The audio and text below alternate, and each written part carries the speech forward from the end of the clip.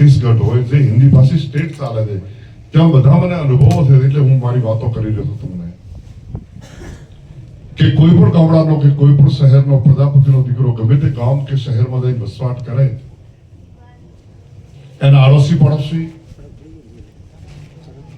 અને એના ગામવાસી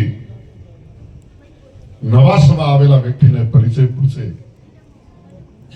કે ભાઈ તમે કેવા છો, આ ગામમાં તમે વસવાટ કર્યો, આ સોસાયટીમાં આવીને તમે રહ્યા છો, અમારી શેરીમાં આવીને તમે રહ્યા છો, અથવા તો તમે આ ગામડામાં તમે વસવાટ કર્યો છે, તમે જ્ઞાતિ કેવા છો? અને સહજ પ્રશ્ન આજનો ભારત વર્ષનો નાગરિક દરેકને કરતો આવ્યો છે. જ્યારે પૂછવામાં આવે ને ત્યારે એટલું જ ખાલી એટલું બોલે છે કેટલું કે ભાઈ હું પ્રજાપતિ છું અને ફલાણા શહેરમાંથી, નગરમાંથી, ગામડામાંથી મારી રોજી રોટી રળવા માટે આવ્યો છું. ખાલી પ્રજાપતિ શબ્દનું નામ પડે છે. તમને અનુભૂતિ નથી, મને અનુભવ થઈ રહ્યા છે. મારે તો તમને તમારો પરિચય જ આપવો છે, તમે કોણ છો?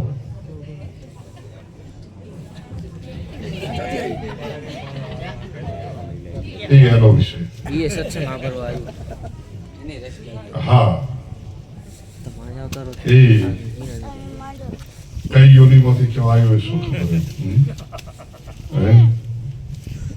વૃંદાવનની અંદર એક સાધુ મહાત્માને ત્યાં વૃંદાવન એક એવી ધરતી છે કે તમે એની જીવાત્મા વિશે નક્કી ન કરી શકો.